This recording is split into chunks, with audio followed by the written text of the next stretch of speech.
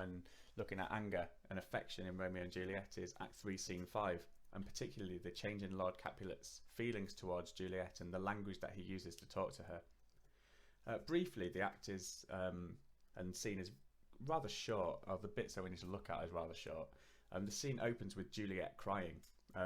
Lady Capulet walks in and she thinks this is because of the death of Tybalt, Juliet's cousin. Of course, we know it's not. We know it's because Romeo's been banished and she wonders when she'll ever see him again, the love of her life. Lord Capulet announces that Juliet is going to marry Paris. Of course, Lord Capulet doesn't know that Juliet's married. Why would he? And Paris is his choice for her. This was the same man at the beginning who he suggested they waited to marry. And if you've seen the DVD, it's the man in the spacesuit. Juliet in this scene refuses to marry Paris. Again, we know that she's already married. This all links back to this idea of dramatic irony that we discussed in Act 3, Scene 1 and in other scenes that we've talked about. In these sections, we're only going to focus on the things that Lord Capulet says. It is worth reading the whole section yourself, but in this section, for the sake of this video, we're going to just be looking at the things that Lord Capulet says, particularly those things which express his hatred for Juliet. And it's important to notice that what Capulet says here is opposite to what he said in Act 1, Scene 2.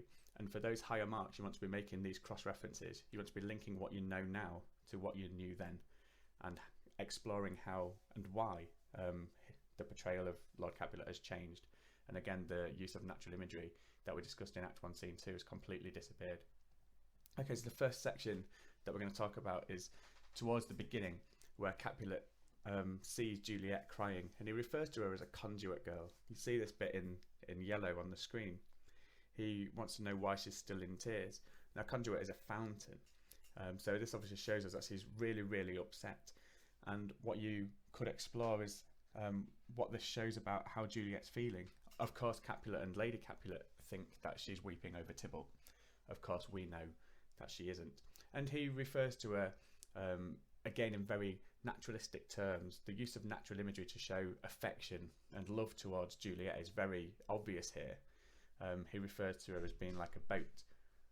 And he refers to her tears as like a river, saying that they ebb and that they flow. Again, it's this naturalistic imagery, these natural metaphors that really show Capulet's love and affection towards his daughter. Anyway, in the same passage here, he then turns to his wife and he says, "How now, wife? Have you delivered to her our decree?" Now, a decree is something official. It's something that has a lot of force and power behind it, almost like a law. In some cases, it is a law. And in this case, Capulet's asking whether Lady Capulet has told Juliet that she's going to marry Paris. Again, we need to look very clearly at this idea of it being a decree. In Act 1, Scene 2, Capulet very clearly told us, the audience, that anybody Juliet marries would be her choice. He said within her scope of choice. And now he's laying it down as a decree. This relates very closely and clearly indicates that the time that they're living in is a very patriarchal society. It's a very patriarchal time. Now, patriarchal means that it's ruled and led by men, and in this case, fathers. And never more is this more clear than here, when Juliet has said, no, I won't marry Paris. I don't want to marry Paris. And he says, "Hang thee, young baggage, disobedient wretch." Now, these are very, very violent words. They're very cruel words to use to your daughter. And again, this is very unlike the Lord Capulet that we met in Act 1, Scene 2, when he referred to Juliet as a stranger to the world and somebody who he wanted to protect. And he makes her a deal, an ultimatum, in fact. He says, "I'll tell you what, I'll tell thee what. Get thee to the church on Thursday, or never look me in the face." So, in other words, go to the church on Thursday, get married to Paris, or never talk to me again. He says, "Speak not, reply not, do not answer me." So he doesn't want here and now her answer. He wants her to think about it. He says his fingers itch. Again, that's there in yellow. He wants to hit her. Again, this is something very unusual. We hadn't seen Lord Capulet behave in this way before. He's gone from being an affectionate, loving father to somebody who wants to slap his daughter for not doing as he says. He's gone from being a person who wanted Juliet to be happy and given her the choice of who to marry to somebody who's laying down the law and becoming violent and aggressive when she doesn't. Again, I've also asked you to make your cross references. You remember in Act 1, Scene 2, Capulet says that Juliet is the hope that he has remaining. The earth has swallowed up all his hopes but her, he says. And now he's saying that we have a curse in having her. Again, this is such a marked shift from the Capulet we knew before to the Capulet we know now. And it shows us really that when Juliet goes against her father's wishes, he becomes quite a nasty character. How his last hope, her being his last hope, is completely gone now, and he feels as though having her is a curse. He's clearly quite an unkind man. This, of course, continues. He doesn't get any kinder. He says, she only says, oh, I cannot wed, I cannot love, I'm too young. He's mocking her here. He's saying, this is what you said to me, but I don't want to hear it anymore. He says, you'll do as I say, or I'll never look at you again. And he reminds us, and he reminds her that he's not joking. He says, I do not use jest. I'm not joking with you.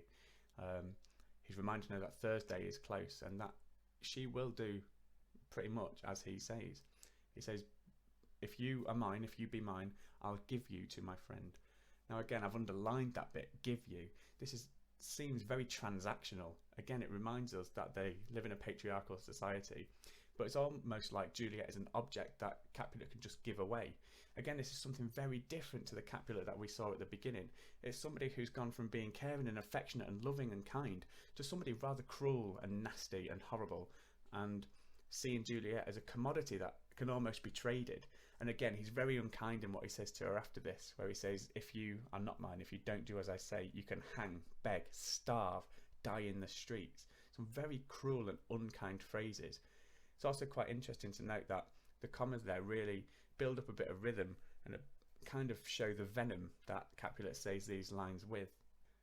Again, I think it would be important for you to go over Act 3, Scene 5 and read it all so you can fully contextualise the way Capulet feels and how his lines have been spoken.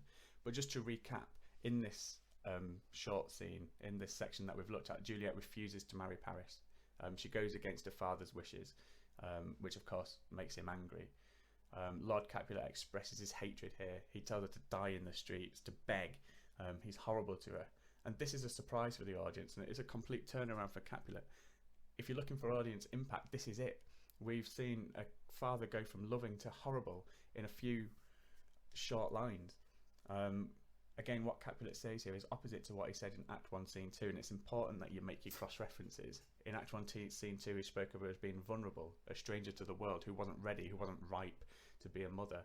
And in this section here, in this Act 3, Scene 5, he seems to have forgotten all that, to have forgotten that he's given her a choice, and he's just laying down the law, saying who she's going to marry. And again, it's really, really important that you notice that in Act 3, Scene 5, his tone goes from loving to uncaring, and that when this shift happens, the use of natural imagery disappears.